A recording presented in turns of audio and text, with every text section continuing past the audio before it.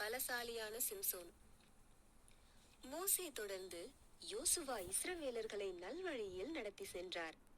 யோசுவாவின் மறைவிற்கு பிறகு இஸ்ரவேலர்கள் தேவனை மறந்தனர். அதனால் பல துன்பங்களுக்கு ஆளானார்கள். பல துன்பங்களை அனுபவிக்க வேண்டியுள்ளது. நாம் தேவனை மறந்ததால் தான் இந்த நிலை.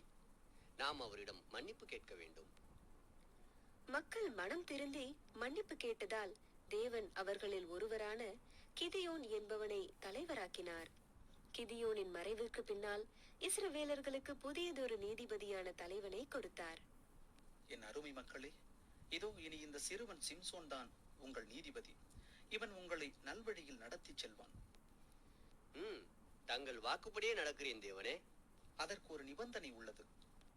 தேவனே, கூறுங்கள். நீ உன் முடியை வெட்டாமல் இருந்தால் உலகில் உள்ள யாவரை காட்டிலும் உன்னை பலசாலியாக ஆக்குவேன். சிம்சோன் தேவனுக்கு கீழ்ப்படிந்து தன் தலைமுடியை வெட்டவே இல்லை. வருடங்கள் சென்றன. நீளமான தலைமுடி, நீண்டு வளர்ந்த தாடி, தேவன் வாக்குப்படிதான் எல்லாமே நடக்கும். தேவனே, தன் சிறு வயதிலேயே தான் அதி பலசாலி என்பதை சிம்சோன் நிரூபித்தான். ஒரு நாள், இது என்ன, எங்கோ சிங்கத்தின் உருமல் கேட்கிறது. சிம்சோன் சுற்றுமுற்றும் பார்த்தான்.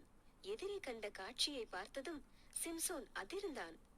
அவன் எதிரே சிங்கம் வந்தது.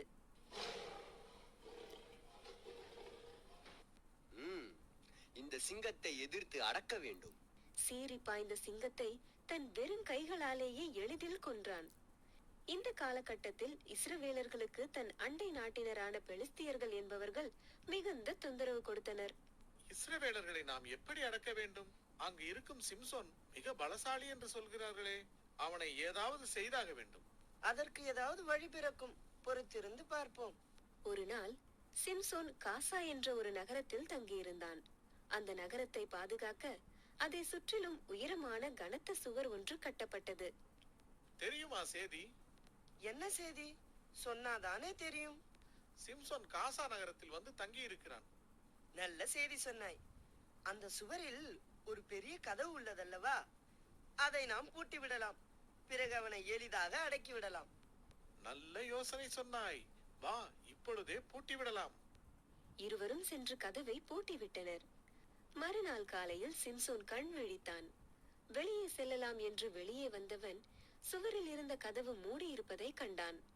என்ன, கதவு மூடியுள்ளது? யாருடைய வேலையாக இருக்கும்? கதவை திறந்தான். என்ன, கதவை திறக்க முடியவில்லை. கதவு பூட்டப்பட்டுள்ளது. சற்றும் யோசிக்காமல் கதவை அப்படியே பெயர்த்து எடுத்து தன் முதுகில் வைத்துக் கொண்டு நடந்தான். இதை பார்த்த பெலிஸ்தியர்கள் இதை கண்டு அதிர்ச்சியில் உறைந்து போயினர். அதே சமயம் காசா நகரத்தில் தெலீலா என்ற ஒரு அழகிய பெண் இருந்தாள். சிம்சோன் அவளை மிகவும் நேசித்தான். இந்த சிம்சோன் இவ்வளவு பலசாலியாக இருப்பான் என்று நான் நினைக்கவே இல்லை. ஆமாம், அன்று அவன் அந்த கதவை எவ்வளவு எளிதாக எடுத்து சென்றான். அதை எப்படியும் கண்டுபிடிக்க வேண்டும். இப்போது நினைவுக்கு வருகிறது. தெலீலாவை தெரியுமா? ஆமாம், தெரியும். சிம்சோன் அந்த பெண் தெலீலாவை நேசிக்கிறான். புரிகிறது. அவளால் மட்டுமே இதை செய்ய முடியும். வா, இப்பொழுதே செல்வோம். இருவரும் தெலீலா வீட்டை நோக்கி நடந்தனர். தெலீலா, தெலீலா. யாரது? தெலீலா, நீ ஒரு வேலை செய்ய வேண்டும். என்ன அது? சிம்சோனின் பலத்தின் ரகசியம் என்னவென்று தெரிந்து கொண்டு எங்களிடம் சொல்ல வேண்டும். அது என்னால் முடியாது. என்ன, முடியாதா? எவ்வளவு தைரியம்! நீ சொல்லவில்லை என்றால் உன்னை கொன்று விடுவேன். பெலிஸ்தியரான நீ இதை செய்தே தீர வேண்டும். இருவரும் மிரட்டியதில் பயம் கொண்ட தெலீலா ஒப்புக்கொண்டாள். சில நாட்கள் கழிந்தன. சிம்சோன் தெலீலா வீட்டிற்கு வந்தான். தெலீலா, வாருங்கள் சிம்சோன், உட்காருங்கள். உணவு தயாராக இருக்கிறது, சாப்பிட வாருங்கள். உன் கையால் சாப்பிடவே வந்துள்ளேன். சாப்பாடு பரிமாறு தெலீலா. உணவு உண்ட பின் சிம்சோனிடம் தெலீலா மெதுவாக, சிம்சோன், உன் பலத்தின் ரகசியம் என்ன? அதை மட்டும் என்னிடம் கேட்காதே, வேறு ஏதாவது பேசலாம். சிறிது நேரம் பேசிவிட்டு சிம்சோன் சென்று விட்டான். அன்று பிற்பகலில், தெலீலா, தெலீலா. என்ன, ரகசியத்தை தெரிந்து கொண்டாயா? இல்லை, ஆனால் மீண்டும் முயற்சி செய்கிறேன். நீங்கள் இப்பொழுது சென்று வாருங்கள். பெலிஸ்தியர்கள் புறப்பட்டனர். தெலீலா அதன் பிறகு பல முறை முயற்சி செய்தும் சிம்சோன் சொல்லவில்லை. ஒரு நாள் சிம்சோன் வழக்கம் போல தெலீலாவை பார்க்க வந்தான். தெலீலா, எப்பொழுதும் என் வரவை நோக்கி வாசலில் காத்திருக்கும் நீ இன்று ஏன் வரவில்லை? தெலீலா பதில் பேசாமல் இருந்தாள். அவளின் முகத்தை பார்த்த சிம்சோன் அதிர்ந்தான். ஏன் அழுகிறாய் தெலீலா? என்ன காரணம்? நீங்கள் என்னை நம்பவே இல்லை. அதை நான் நினைத்து அழுகிறேன். அழாதே தெலீலா. சரி, நான் உனக்கு அந்த ரகசியத்தை சொல்கிறேன். அதை யாரிடமும் சொல்லாதே. கண்டிப்பாக சொல்ல மாட்டேன். என்னை நம்புங்கள்.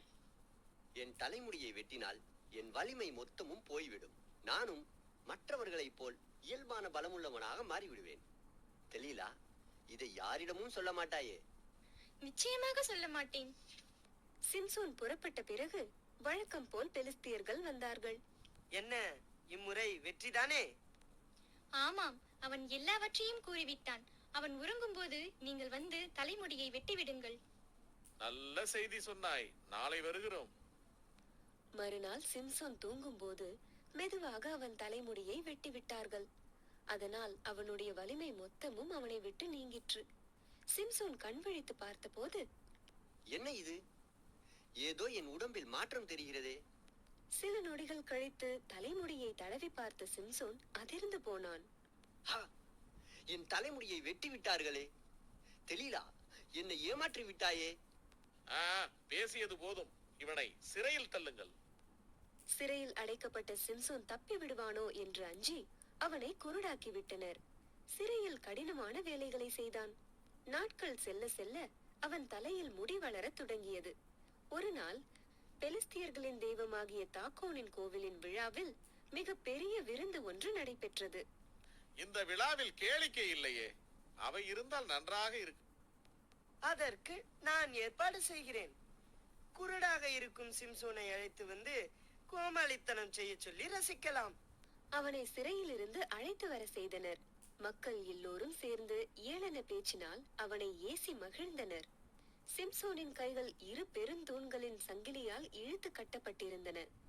எல்லோரும் கொண்டாடி மகிழ்ந்தனர். ஆனால் அவர்களில் யாரும் சிம்சோனுக்கு முடி வளர்ந்ததை கவனிக்கவே இல்லை. தேவனே, இந்த முறை மட்டும் என் வலிமையை எனக்கு திருப்பி தாரும். சிம்சோன் மனமுருகி ஜெபித்தான். தேவனும் அவனுடைய வலிமையை திருப்பி கொடுத்தார். வலிமை திரும்ப பெற்ற சிம்சோன், அற்ப மனிதர்களே, இதோ உங்களை அழிக்கும் நேரம் வந்துவிட்டு. இவ்வாறு உரக்க கத்திய சிம்சோன் தன் முழு வலிமை கொண்டு கைகள் கட்டப்பட்டிருந்த தூண்களை தள்ளினான். அவ்வளவுதான், தூண்கள் நொறுங்கின. தூண்கள் நொறுங்கியதால் மேற்கூரை சரிந்து விழுந்தன. அங்கு கூடியிருந்த மக்கள் அனைவரின் மீதும் விழுந்தது. சிம்சோனும் அவர்களுடனே மறைந்து போனான்.